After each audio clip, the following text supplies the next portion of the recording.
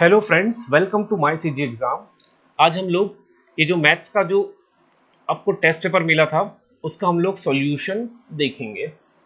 इसमें आपको 20 एमसीक्यू मिला था, हम लोग उसको सॉल्व करेंगे। तो यहाँ से स्टार्ट करेंगे। फर्स्ट क्वेश्चन है, एक विक्रेता ने 900 रुपए में कोई वस्तु खरीदी। देखो इस चीज को याद रखना, परसेंटेज के कॉन्सेप्ट से ना कम से कम 5 क्वेश्चन आता है किसी भी एग्जाम में, चाहे वो व्यापम हो चाहे पीएससी हो। तो परसेंटेज का बहुत ज्यादा यूज है, उसमें प्रॉफिट लॉस आ जाता है, उसमें सिंपल इंटरेस्ट कंपाउंड इंटरेस्ट आ जाता है, उसमें रेशियो एंड प्रपोर्शन भी इसी में आ जाता है। ठीक, इसी में परसेंटेज के एप्लीकेशन में ही हम लोग टाइम और समय, नाव, धारा, ये सब क्वेश्चन को भी देख लेते हैं। तो परसेंटेज के टॉपिक को अच्छे से करिएगा, यहाँ से 5 क्वेश्चन बनेगा। तो चलिए इसका आंसर अपन देखते हैं। इसमें दिया है एक विक्रेता ने 900 रुपए में एक वस्तु खरीदी, मतलब ये कॉस्ट प्राइस है, खरीदी मूल्य। ठीक है, उसको हम लोग क्या बोलते हैं, कॉस्ट प्राइस। अब दो तीन चीज समझ लेना। सीपी का मतलब कितने में खरीदा, एसपी का मतलब कितने में बेचा, सेलिंग प्राइस, और एक होता है प्रॉफिट। ये तीन चीज ही है इसमें। ठीक है, अब इसी से इसके मदद से आप प्रॉफिट परसेंट निकाल सकते हो, अगर लॉस होगा तो लॉस परसेंट निकाल सकते हो। ठीक है, अब ध्यान से इसको समझना। सीपी कितना दिया है, 900 रुपए। प्रश्न में आपको सीपी दिया है 900 रुपए। एक वस्तु को 900 में खरीदा और इसकी सूची मूल्य का मतलब होता है एमआरपी। ठीक है, ध्यान से समझना। मैं तीनों चीज को आपको एक बार क्लियर कर देता हूं, तीनों चीज को क्लियर कर देता हूं। यहां पर देखो, एक होता है एमआरपी। एमआरपी को ही सूची मूल्य या मार्केट प्राइस भी बोलते हैं। ठीक है, एमपी से नोट करते हैं। मान लो एमआरपी दिया है, सपोज कर लो 100 दिया है, एमआरपी 100 दिया है। अब आपको कोई दुकानदार 10 रुपए का डिस्काउंट दे रहा है, 10 रुपए का डिस्काउंट दे रहा है या 10% डिस्काउंट दे रहा है। तो कितने में वो बेच रहा है, सेलिंग प्राइस कितना हो जाएगा, 90 रुपए, है ना। आप क्या करोगे, एमपी में मार्केट प्राइस में डिस्काउंट को माइनस करोगे। जब भी मार्केट प्राइस में डिस्काउंट माइनस करोगे तो क्या आएगा, सेलिंग प्राइस या बेचने का मूल्य। सेलिंग प्राइस का मतलब क्या होता है, कितने में बेचा, विक्रय मूल्य। ये क्या है, विक्रय मूल्य। और ये क्या है, एमआरपी, इसको सूची मूल्य बोलते हैं। ठीक है, क्वेश्चन में वापस आओ। सूची मूल्य मतलब एमआरपी। एमआरपी तो समझते होगे आप लोग, एमआरपी। ठीक है, सूची मूल्य को एमआरपी या एमपी भी बोलते हैं, मार्केट प्राइस। इस प्रकार निर्धारित करता है कि वो 10% छूट देने के बाद उसे 20% का लाभ होता है। तो सूची मूल्य क्या है। ठीक है, अब हम लोग सूची मूल्य को ना क्या मान लेते हैं, या एमआरपी को मान लेते हैं। हम मान लेते हैं 100x मान लो। ठीक है, 100 इसलिए मानता हूं मैं ताकि वो परसेंटेज की कंसेप्ट में जब भी 100 आता है ना तो आसानी से सॉल्व हो जाता है। जैसे अगर मैं पूछूं आपसे कि 100 का 10% क्या होगा, तो सीधा 100 का 10% क्या होगा, 10 होगा। 100 का 50% क्या होगा, 50। इस कंसेप्ट में हम लोग लेके इसको सॉल्व करते हैं। चलिए देखिए क्वेश्चन में आते हैं हम।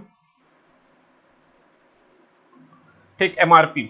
अब इसका 10% छूट देगा तो 10% छूट देगा तो आप इस पे 10x माइनस कर दोगे तो कितना आ जाएगा, 90x। यही 90x क्या है, सेलिंग प्राइस है। यही 90x क्या है, सेलिंग प्राइस। ठीक है, अब उसको छूट देने के बाद उसे 20 रुपए का 20% का प्रॉफिट हो जाता है। तो ये 900 का 20% निकाल दो, 900 का 20% निकाल दो, ये 2 जीरो कट हो जाएगा, तो 9 दूनी 18। तो 180 रुपए का उसको क्या हो रहा है, प्रॉफिट। तो प्रॉफिट आप ऐड कर दोगे, ये प्रॉफिट ऐड कर दोगे सीपी में, तो मिल जाता है एसपी। एसपी मतलब विक्रय मूल्य। विक्रय मूल्य हो जाएगा 1080, 1080 हो जाएगा। विक्रय मूल्य कितना हो जाएगा, 1080। ये भी विक्रय मूल्य है और ये भी विक्रय मूल्य है, तो आपस में इक्वेट कर दो, दोनों को क्या कर दो, बराबर कर दो। तो एक शून्य और एक शून्य कट जाएगा। ठीक, तो 9 एकम 9, 9 दूनी 18, तो x का मान 12 है। तो आपका एमआरपी निकालने बोला है क्वेश्चन में, तो 100 में 12 का गुणा कर दो तो ये हो जाएगा 1200। तो आपका एमआरपी आ जाएगा 1200। इसका सही आंसर है ऑप्शन नंबर 3। यदि 28 वस्तुओं का लागत मूल्य, मतलब 28 वस्तु में जितने को खरीदा और 21 वस्तुओं में जितने को बेचा वो बराबर है, तो लागत मूल्य मतलब खरीदा, कितने में खरीदा उसको सीपी बोलते हैं, और जितने में बेचा बिक्री मूल्य को क्या बोलते हैं, एसपी बोलते हैं, एसपी। तो अब इसको इस तरह से लिख सकते हैं क्या, 28 वस्तु का सीपी बराबर है 21 वस्तुओं के विक्रय मूल्य के। ठीक है, विक्रय मूल्य के। अब आप सीपी बाई एसपी निकाल लो भाई। सीपी अपॉन एसपी बराबर कितना हो जाएगा, 21/28। ठीक है, ये 3 से कट रहा है, काट दो, ठीक, काटो। 7 3 ज़ा 21, 7 4 ज़ा 28। अब देख लो सीपी कितना है, 3 है, ठीक है, सीपी कितना है, खरीदी मूल्य कितना है, 3 का है, और बेच कितने में रहा हूं, 4 में, तो मुझे प्रॉफिट हो रहा है 1 रुपए का, है ना, समझ में आया। खरीदा कितने में, 3 रुपए में, और बेच कितने में रहा हूं, 4 में, तो प्रॉफिट कितना हो रहा है, 1 रुपए का। आपसे प्रॉफिट परसेंट पूछा है तो 1 बटा, प्रॉफिट परसेंट का फॉर्मूला क्या होता है, यहां लिख देता हूं। प्रॉफिट परसेंट का फॉर्मूला होता है प्रॉफिट बटे खरीदी मूल्य गुणा 100। तो कितने का प्रॉफिट हो रहा है, 1 रुपए का प्रॉफिट हो रहा है। कितने में खरीदा हूं, 3 में खरीदा हूं, 100 से गुणा कर दो। 100 बटे 3 को बोलते हैं हम लोग 33 सही 1 बटे 3%। 100 बटे 3 को क्या बोलते हैं, 33 सही 1 बटे 3%। इसका सही आंसर हो जाएगा। अगला प्रश्न देख लो। यदि स्थिर जल में नौका की गति 20 किलोमीटर प्रति घंटा है, यदि स्थिर जल में नौका की गति 20 किलोमीटर प्रति घंटा है और धारा की गति 5 किलोमीटर प्रति घंटा हो, तो धारा की गति के साथ 100 किलोमीटर की यात्रा तय करने में नौका को कितना समय लगेगा। बहुत आसान प्रश्न है। देखो, यदि स्थिर जल में नौका की गति, अब इस चीज को समझना आप लोग, एक होता है अनुकूल और एक होता है प्रतिकूल। इंग्लिश में बोलते हैं डाउन स्ट्रीम और अपस्ट्रीम। इस चीज को थोड़ा समझ लेना। मैं थोड़ा सा कंसेप्ट दे देता हूँ, उसके बाद इसका सोल्यूशन देख लेंगे। अगर ये नदी ऐसे बह रही है, ये नदी इस डायरेक्शन में बह रहा है, ये नदी के धारा का क्या है, दिशा है, धारा की दिशा है, ये नदी की धारा की दिशा है। नदी इस डायरेक्शन में फ्लो हो रहा है। अब थोड़ा समझना इसको। अगर नाव भी इसी डायरेक्शन में चले, नाव भी इसी दिशा में चले, तो क्या हो जाएगा, धारा की गति धन नाव की गति, इसको बोलते हैं डाउन स्ट्रीम। क्या बोलते हैं, डाउन स्ट्रीम, डाउन स्ट्रीम, ठीक है, डाउन स्ट्रीम, अनुकूल। और यदि, अब थोड़ा केस चेंज करें, ये नदी इधर बह रहा है और नाव इस डायरेक्शन में जा रहा है, तब क्या हो जाएगा, नाव का स्पीड माइनस धारा की स्पीड, इसको बोलते हैं अपस्ट्रीम। इसको क्या बोलते हैं, अपस्ट्रीम, अपस्ट्रीम, ठीक है। बस ये कंसेप्ट समझ लेना। अगर इसको सीधे सीधे भाषा में बोलूं, यदि नदी की धारा और नाव की जो स्पीड है सेम डायरेक्शन में है, सेम डायरेक्शन में, एक ही दिशा में जा रहे हैं, तो आपको दोनों को क्या कर देना है, जोड़ देना है, और इसी को बोलेंगे डाउनस्ट्रीम। यदि धारा इधर जा रहा है और नाव की दिशा इधर है, तो आपको घटा देना है, ठीक है। नाव का दिशा इधर है और धारा की इधर है, तो आपको घटा देना है, इसी को बोलते हैं अपस्ट्रीम। ठीक, चलिए सॉल्यूशन करते हैं इसका। इसका सॉल्यूशन कर लेते हैं। अब प्रश्न में क्या बोल रहा है, यदि स्थिर जल में नाव की गति, नाव की स्पीड गति को हम लोग x से मान लेते हैं, और वो 20 किलोमीटर प्रति घंटा दिया है, और धारा की गति 5 दिया है। धारा की गति कितना दिया है, 5 किलोमीटर प्रति घंटा दिया है। तो धारा की गति के साथ, मतलब ये डाउनस्ट्रीम दोनों जुड़ जाएगा, x धन y कितना हो जाएगा, 25 हो जाएगा। 20 और 5 जोड़ दो, 25 किलोमीटर प्रति घंटा की रफ्तार से हम जा रहे हैं। तो टाइम निकालना है आपको। समय बराबर होता है दूरी बटे स्पीड, दूरी बटे स्पीड।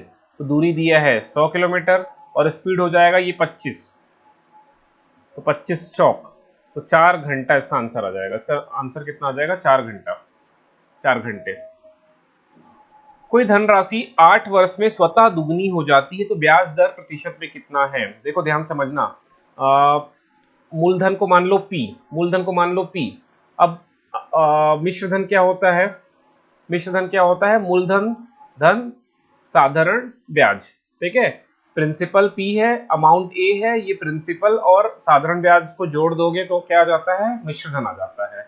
और यही वो राशि है जो दुगनी हो जा रही है, यही वो राशि है जो क्या हो जा रही है, दुगनी हो जा रही है, ठीक है। इसी को समझना। अब मान लो प्रिंसिपल जो है वो P x है, प्रिंसिपल को मान लो x है, ठीक। प्रिंसिपल कितना है, मूलधन कितना है, x, ठीक है।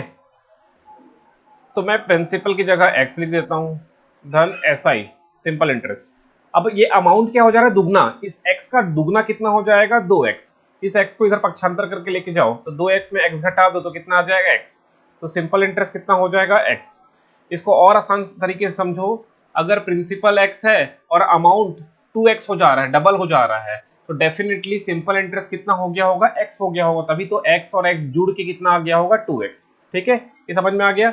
अब हम लोग फॉर्मूला लगाते हैं, सिंपल इंटरेस्ट बराबर होता है मूलधन गुणा टाइम गुणा ब्याज दर बटे 100, यही फॉर्मूला होता है।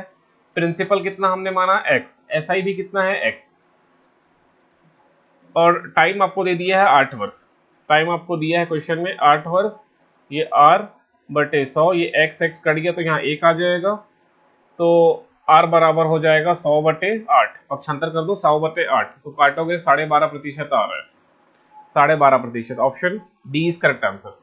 ठीक है, बिंदु पी क्यू आर एक वृत्त पर इस प्रकार है, तो एक वृत्त बना लेते हैं सबसे पहले।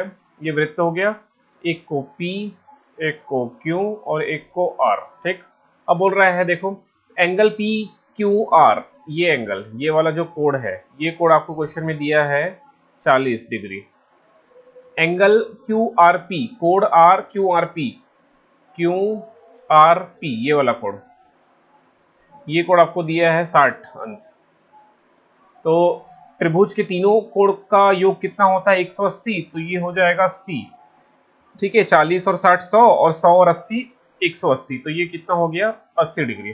ठीक है, 80 डिग्री, 88 नहीं है 80 है, वो थोड़ा ढंग से लिख देते हैं 80 डिग्री। अब आपसे क्या पूछ रहे हैं, यहाँ पर सेंटर भी होगा। अब आपसे पूछ रहा है केंद्र में चाप क्यू आर द्वारा अंतरित कोण, ये चाप क्यू आर है ये वाला, इससे अंतरित कोण ये वाला, ये आपसे क्वेश्चन में पूछा जा रहा है, ये कितना होगा। ठीक है, तो एक फॉर्मूला छोटा सा यहाँ पर लिख देता हूँ, ये सर्कल है, ये सेंटर है, केंद्र बोलेंगे, और ये एक चाप है ए बी। ठीक है, एक चाप है ए बी, अगर ए बी जो है सपोज कर लो यहाँ पर सर्कल पे जितना भी कोण बनाएगा उसका डबल यहाँ बनता है, याद रखना। ठीक है, तो यहाँ 80 बन रहा है, तो 80 का डबल कितना हो जाएगा 160, इसका आंसर हो जाएगा 160। ठीक, 160। इसको एक बार ढंग से देख लो, अगर ये सर्कल है, वृत्त है, ये चाप है ए बी, चाप ए बी वृत्त में कितना भी कोण बनाए, मान लो वो बना रहा है x डिग्री, तो यहां पर कितना बनेगा 2x। बस ये फॉर्मूला याद रखे रहो। 13,851 में वह कौन सी न्यूनतम संख्या जोड़ी जाए कि संख्या प्राप्त हो जो 87 से पूरी तरह विभाज्य हो। तो इसके लिए सीधा सा तरीका है, आप 13,851 को 87 से क्या कर दो, भाग कर दो, तो 87 एकम 87, 87 दूनी ज्यादा हो जाएगा 160, क्योंकि 80 का डबल 160 होता है, तो ज्यादा ही हो जाएगा। अब घटा दो, 8 में 7 गया 1, 13 में 8 गया 5, ये 5 नीचे आ जाएगा, तो 515 हो गया। अब 80 का पहाड़ा पढ़ना है आपको, 8 दूनी 16, 8 तिये 24, 8 चौक 32, 8 पंचे 40 होता है ना, 8 छक्का 48, तो पंचे लेके देखो, 87 को 5 से गुणा करो, 7 पंचे 35, 5 विथ कैरी 3, 8 5 जा 40, 43, तो ये आ जाएगा 5 बार में 435, ये 0 हो गया, ये 8 हो जाएगा, 80 आ रहा है, ये एक नीचे उतर आएगा। ठीक है, 8 निया होता था, 8 9 से 72 होता था, 720, तो इसको भी 9 बार में देखो, 9 बार में, तो 87 को गुणा करके देखो 9 बार में, तो 9 7 जा 63 विथ कैरी 6, 8 9 से 72, तो 72 में क्या कर दो, 6 जोड़ दो, तो 78 हो जाएगा। तो कितने बार में, 9 बार में जा रहा है 783, इसको माइनस कर लो, 3 में 1 गया 2, और ये 10 ये हो जाएगा, 9 में 8 गया 1, ये माइनस गड़बड़ हो रहा है।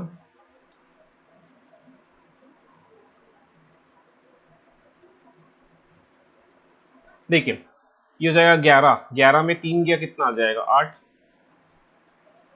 ठीक, ये हो गया 9, 9 में 8 गया 1, तो 18 आया। अब क्या करना है हमको, इसमें कौन सी संख्या जोड़ना है, बोला है ना जोड़ना है, तो आपको क्या करना है, 87 में ये जो शेषफल आया है इसको हटा दो, तो कितना आ जाएगा 9, 59 आ रहा है ना, 69। तो यही आपका आंसर होगा। 69 जैसे ही जोड़ोगे 1 3 8 5 1 में 69 जोड़ोगे तो ये 87 से पूरी तरह से क्या हो जाएगा, विभाजित हो जाएगा। तो आंसर कितना हो जाएगा, 69। संख्या 3 और 5 के अनुपात में है, यदि उन दोनों में 6 जोड़ दिया जाए तो अनुपात 2:3 हो जाता है। तो वो संख्या आपको ज्ञात करना है। बहुत आसान क्वेश्चन है। संख्या का अनुपात कितना दिया है, 3:5 दिया है। ठीक है, तो मान लो वो संख्या कितना है, 3x है। यहाँ इसको लिख लो, एक संख्या a है और एक संख्या b है। ठीक ठीक है, तो एक संख्या को 3x मान लो, दूसरी संख्या को कितना मान लो, 5x मान लो। अब दोनों में ही क्या जोड़ना है आपको, 6 जोड़ देना है। तो 3x में 6 जोड़ दो और बटे 5x में भी क्या कर दो, 6 जोड़ दो। तो इनका अनुपात कितना हो जाता है, 2:3 हो जाता है। बस इसको क्रॉस मल्टीप्लाई, तिर्यक गुणा करो, 3 का गुणा इधर करो तो 3 तिया 9x हो गया और 6 तिया 18 हो गया। 2 का गुणा इसमें करो तो 5 दूनी 10x हो गया और 6 धन धन 6 दूनी 12 हो गया। अपक्षांतर करो तो 18 में 6 12 गया 6, तो x बराबर 6 आ जाएगा। ठीक है, अब आपसे क्या पूछा है, वे संख्याएं क्या है, वे संख्याएं क्या है, तो सिर्फ मल्टीप्लाई कर दो, 6 तिया 18 और 6 पंचे 30, 18 और 30 ये संख्या होंगे। ठीक है, ये संख्या हो गया 18 और 30। ये आपका क्या हो जा रहा है, आंसर हो जा रहा है। चलिए नेक्स्ट क्वेश्चन की ओर चले। 13 सेंटीमीटर त्रिज्या वाले वृत्त के केंद्र से 12 सेंटीमीटर की दूरी पर जीवा की लंबाई कितनी है। तो ये आपका एक वृत्त हो गया, एक जीवा खींच लो, जीवा को इंग्लिश में कॉर्ड बोलते हैं। और ये हमने एक परपेंडिकुलर भी खींच दिया, ये परपेंडिकुलर खींच दिया। ठीक, और इसको इस प्रकार आप जोड़ लो। तो ये त्रिज्या है, त्रिज्या कितना दिया है, 13 सेंटीमीटर।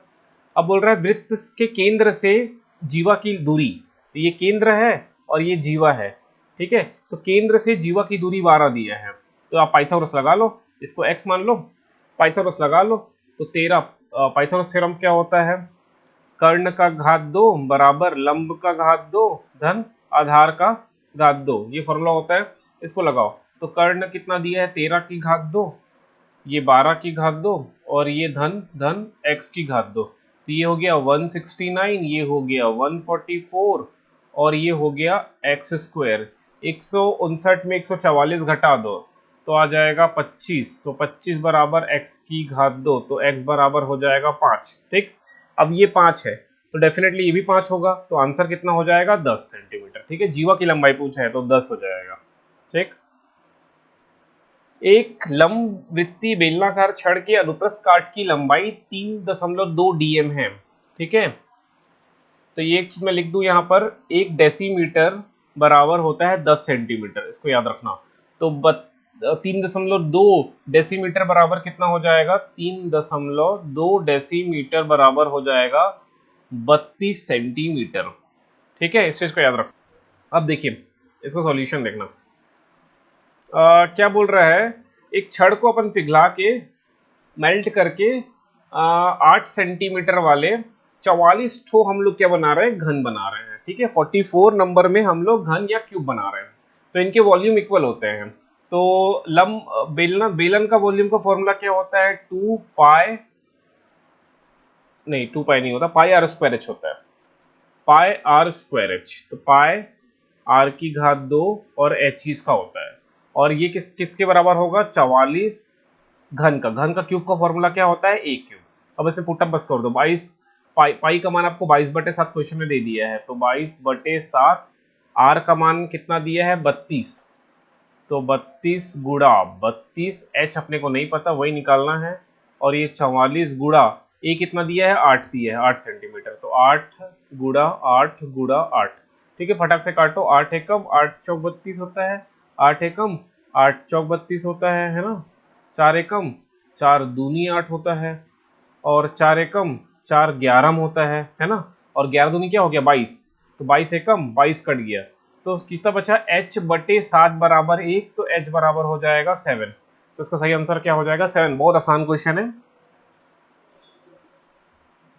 a और b मिलकर किसी काम को 24 दिन में करते हैं, तो समझना a और b किसी काम को 24 दिन में करते हैं, तो एक दिन में एक दिन में वो कितना करेंगे, 1/24 करेंगे। सिमिलरली तीनों मिलके ए बी और सी मिलके किसी काम को 8 दिन में करते हैं, तो एक दिन में कितना करेंगे, तो एक दिन में 1/8 करेंगे, एक दिन में 1/8। अब आपको सी का केवल निकालना है, तो यहाँ पर ए और बी है, यहाँ पर ए बी सी है, तो माइनस कर दोगे दोनों को ना, तो ए बी कट जाएगा, तो केवल सी बचेगा। मतलब 1/8 में आपको माइनस कर देना है 1/24 को। तो इसका एलसीएम निकाल लो, लघुत्तम समापवर्तक निकाल के घटा लो। तो इसको घटा देते हैं हम लोग, फटाक से एलसीएम निकाल देते हैं। 24 इधर 3 आ जाएगा, 3 में 1 घटेगा तो 2/24 आ जाएगा, 2 एकम 2 12। तो इसका सही आंसर हो जाएगा 12 दिन। तो सी अकेले उस काम को कितने दिन में समाप्त करेगा, 12 दिन में। कोई धनराशि ए बी और सी के बीच 5:6:9 के अनुपात में विभाजित की गई है। यदि ए को रुपए 450 मिले हो तो कुल धनराशि कितनी थी। ध्यान से समझना, यदि कोई धनराशि ए बी सी के बीच 5:6:9 के अनुपात में विभाजित करना है। बहुत आसान क्वेश्चन है, इस तरह से इसको लिख लेते हैं, 4:6:9। अब ए को कितना मिल रहा है, बोल रहा है ए को 450 रुपए मिलता है। ठीक है, तो ए का फ्रैक्शन लिखना है। एक मान लो कुल राशि x है, कुल राशि x है, तो x का एक फ्रैक्शन, फ्रैक्शन का मतलब भिन्न, a का भिन्न बना लो। तो a का भिन्न कितना हो जाएगा, पहले सबको जोड़ लो, तो 6 4 10 9। अच्छा यहाँ पर गड़बड़ हो गई, ये 5 है, इसको 5 करो, ये 5 है, इसको 5 कर लो, तो क्या हो जाएगा, 6 5 11 और 9 20 हो जा रहा है ना। तो इसका भिन्न नीचे 20 आ जाएगा, और a का कितना है 5, तो 5/20 गुणा x बराबर 450 होगा। तो ये 5 चौक, तो x बराबर हो जाएगा 450 गुणा 4, इसको बस गुणा कर लो, 4 शून्य शून्य, 45 का डबल 90, 90 का डबल 180, तो इसका सही आंसर हो जाएगा 1800। ठीक है, तो कुल राशि कितनी है, 1800। इसका रेशियो कैसे बनाया, एक बार फिर से बता दूं, a का भाग कितना होगा, ऐसा इसको लिखते हैं हिंदी में, a का भाग, a का भाग बराबर a का अनुपात कितना है, 5वां भाग है, 5 बटे कुल, कुल कितना है 20, 5/20 कुल राशि का, तो a का कितना आ रहा है 450, बस इसी को सिंप्लीफाई करना है। ठीक है, चलिए, किसी बैग को 230 में बेचे जाने पर 15% का लाभ होता है। यदि बैग को 20% लाभ पर बेचा जाए तो उसकी बिक्री कीमत मतलब सीपी बताना है, बिक्री कीमत मतलब एसपी बताना है, एसपी। ठीक है, ध्यान से देखो, 15% का लाभ हो रहा है, लाभ परसेंट कितना दिया है आपको, 15%, लाभ परसेंट दिया है 15, तो इसको 100 से भाग कर दो, 15/100, कट रहा है तो काट लो, 5 से कट रहा है, 5 तिया 15 और 5 बीसम, तो 3/20 आ जा रहा है। तो ये होगा लाभ और ये होगा खरीदी मूल्य, सीपी। ठीक है, अब आपको क्वेश्चन में क्या दिया है, क्वेश्चन में बेचे जाने का मूल्य एसपी दिया है, एसपी कितना दिया है 230 रुपए। अब लाभ और सीपी को जोड़ दो तो आपका एसपी आ जाएगा, तो ये कितना आ रहा है 23 बराबर है 230 के, तो इसमें कितने का गुणा किया गया, 10 का गुणा किया है ना। तो सीपी में भी आप 10 का गुणा कर दो, तो सीपी कितना हो जाएगा 200। मतलब आपको सीपी समझ में आ गया, खरीदी मूल्य कितने में खरीदना है मुझे, सीपी कितने का हो रहा है 200 रुपए, सीपी 200 का है। अब इस पे 20% का लाभ करके आपको बेचना है, तो 200 का 20% इस प्रकार निकाल लो, तो 40 हो जाएगा। तो कितने में बेचोगे आप इसको, 40 का लाभ आ रहा है, खरीदा कितने में था 200 में, 40 रुपए का लाभ कमा रहा हूं, तो 240 में इसको क्या कर देना है, बेच देना है। ऑप्शन सी थर्ड इसका सही आंसर हो जाएगा। अब देखिए हो क्या रहा है ना, पूरे क्वेश्चन मिक्स्ड है। अब सब कोई प्रॉफिट लॉस आ जा रहा है, कभी टाइम डिस्टेंस आ जा रहा है ना, कभी समय वाला आ जा रहा है, कभी सर्कल का क्वेश्चन आ जा रहा है, तो सारे कॉन्सेप्ट को एक वीडियो में बता पाना इम्पॉसिबल है। ठीक है, मतलब एक एक कंसेप्ट, अगर मैं परसेंट लॉस का ही तो आपको समझाना चालू करूं तो प्रॉफिट लॉस का ही 3-4 वीडियो बनेगा, एक घंटे का। तो एक ही वीडियो में सारे कॉन्सेप्ट को बता देना इम्पॉसिबल है, इसलिए मैं इसमें क्या, आप लोग केवल सॉल्यूशन देखिए, सॉल्यूशन। ठीक है, किस तरीके से मैं सॉल्व कर रहा हूं।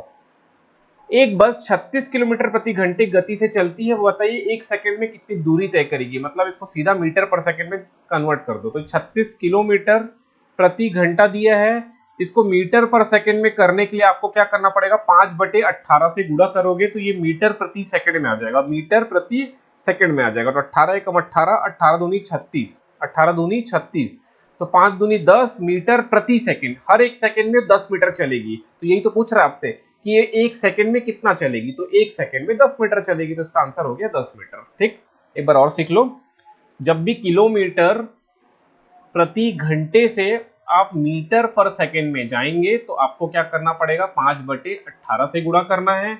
यदि मीटर पर सेकंड से किलोमीटर प्रति घंटा जाएंगे तो 18/5 से गुणा कर देना, आंसर आ जाएगा।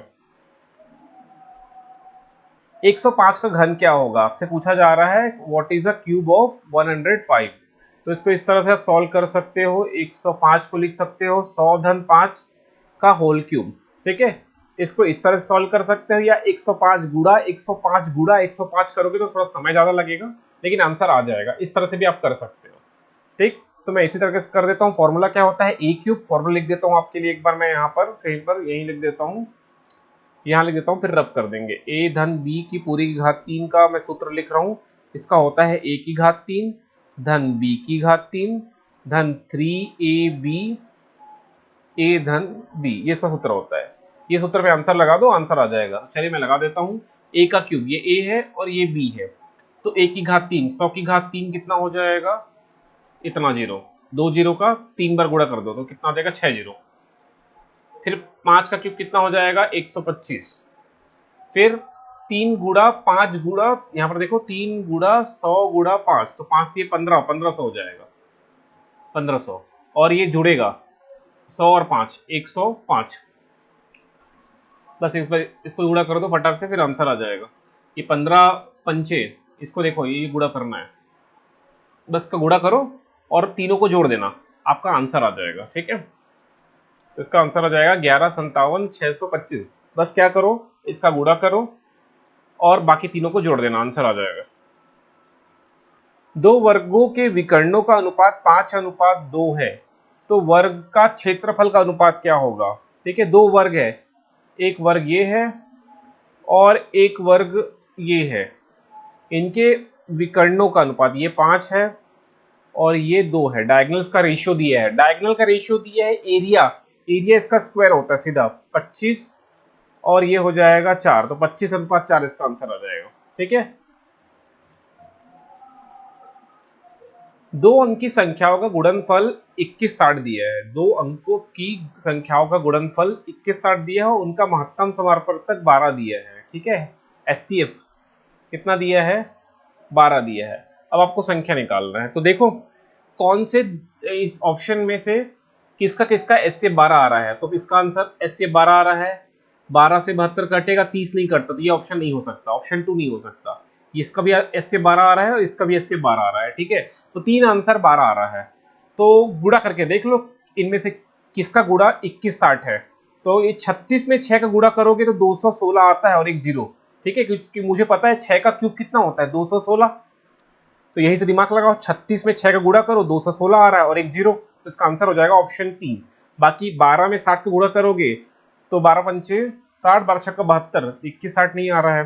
ठीक है, और 6 दूनी 12 और 7 छक्का 42, 42 4000 के पास पास आ रहा है, तो ये तो 2160 है, तो इसका आंसर हो जाएगा ऑप्शन 3। ऑप्शन से आप एलिमिनेट करके बना सकते हो। ठीक है, 25 लीटर के मिश्रण में दूध और पानी का अनुपात क्रमशः 4:1 है। यदि मिश्रण में 3 लीटर पानी और मिला दिया जाए तो मिश्रण में दूध और पानी का अनुपात क्या होगा। बहुत आसान क्वेश्चन है ये भी। टोटल कितना दिया है, 25 लीटर, ये क्या है, मिश्रण है, इसमें से 4:1 में है ना, तो 25 का आप पहले दूध निकाल लो, दूध का पोर्शन कितना दिया है, 4, टोटल कितना है 5, 4 और 1 जुड़ के क्या हो जाता है 5, तो 5 पंचे 25, 5 चौक 20, 20 लीटर क्या है दूध है और 5 लीटर क्या होगा पानी। ठीक है, अब प्रश्न में बोल रहा है कि मिश्रण में 3 लीटर पानी और मिला दो, ये पानी और मिला दो 3, तो कितना हो गया 8, तो 20:8, 4 से कट रहा है, 4 पंचे और 4 दूनी तो 5:2 इसका सही आंसर हो जाएगा। ठीक है, एक बार और देख लो। टोटल मिश्रण कितना है? 25 लीटर है। पानी कितना है? पानी का अनुपात लिखो पहले, पानी का अनुपात, पानी का अनुपात लिखो। पानी का अनुपात 4/5। ये 5 कैसे आ रहा है आपको समझना है, इन दोनों को जोड़ने से आ रहा है। ठीक है, अगर सर ये दूध का अनुपात है, ये किसका अनुपात है? दूध का अनुपात है। अगर पानी का अनुपात में पूछूं तो पानी का भाग कितना है? 1 कितने में से? 5 में से। ठीक है, इस तरह से ये बन रहा है। किसी समचतुर्भुज, समचतुर्भुज को इंग्लिश में बोलते हैं रोम्बस, ऐसा दिखाई देता है रोम्बस। चारों साइड बराबर होते हैं, ए ए ए ए। ठीक है, इसके विकर्ण आपको दिया है क्वेश्चन में। विकर्ण कितना दिया है? 1 को 24 दिया है, तो 24 का आधा 12, इतना 12 होगा। और टोटल ये वाला 10 दिया है, तो 10 का आधा 5। बस यही कंसेप्ट लगाओ। डायग्राम और बना देता हूं एक बार। ऐसा दिख रहा है, ये वाला 12 है, ये वाला 5 है, आपको ये निकालना है। ये राइट एंगल होता है। ठीक है, इसको याद रखना, ये कितना होता है? राइट एंगल होता है। तो बस जोड़ दो 12 का। अब लगाओ पाइथागोरस फिर से।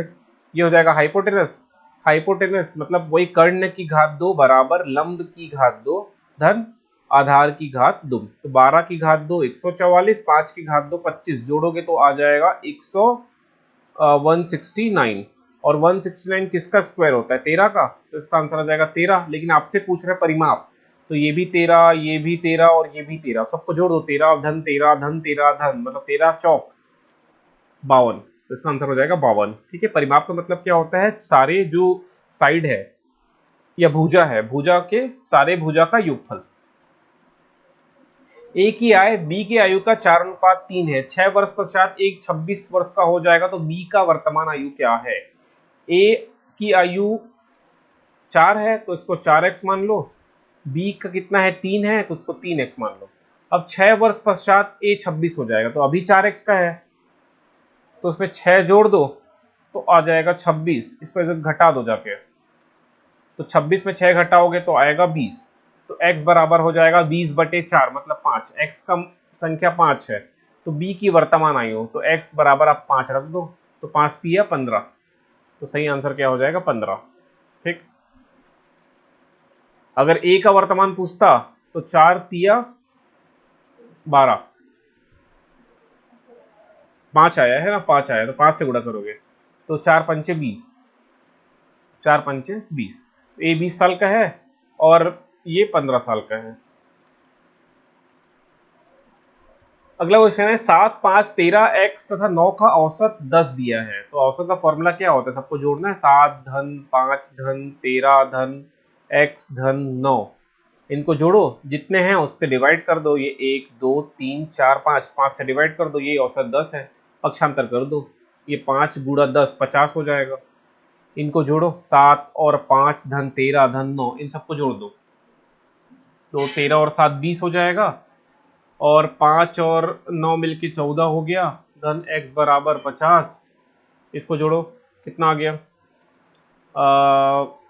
x धन 4 और 3 34 बराबर 50। तो x बराबर, बस घटा दो, 50 में 34 घटा दो, 6 16, तो x बराबर 16। सही आंसर क्या हो जाएगा? 16। This is correct answer. तो आज हमने 20 क्वेश्चन जो आपको टेस्ट के लिए मिला था, उसका हम लोग क्या देखे हैं? सॉल्यूशन देखे हैं। आगे टेस्ट आपको और मिलते रहेगा, और सॉल्यूशन देख लीजिए। टेस्ट आपको टेलीग्राम में मिलेगा, टेलीग्राम ज्वाइन कर लेना।